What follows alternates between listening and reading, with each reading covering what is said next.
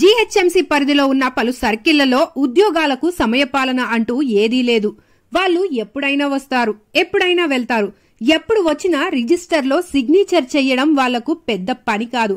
సమయం మాత్రం ఉదయమే ఉంటుంది. ఎందుకంటే ఉన్నత అధికారుల నిర్లక్ష్యంతో సమయపాలన లేకుండా జీహెచ్ఎంసీ పరిపాలన సాగుతోందని ప్రజలు ఆరోపిస్తున్నారు. అందులో భాగంగా కాప్రాస్ సర్కిల్ పరిధిలోని టౌన్ ప్లానింగ్ విభాగం నందు అధికారులు, సిబ్బంది చివరికి అవుట్ సోర్సింగ్ సిబ్బంది సైతం ఉదయం 12 గంటలకు రావడం, 4 గంటలకు వెళ్లిపోవడం జరుగుతుందని ప్రజలు ఆగ్రహం వ్యక్తం చేస్తున్నారు. డిప్యూటీ కమిషనర్ ముకుంద్ రెడ్డి సాయంత్రం 6 గంటలు అయినా విధులు నిర్వహిస్తారు. కానీ అవుట్ సోర్సింగ్ ఉద్యోగులు, సిబ్బంది మాత్రం 4 గంటలకే ఇంటికి వెళ్లిపోతారు.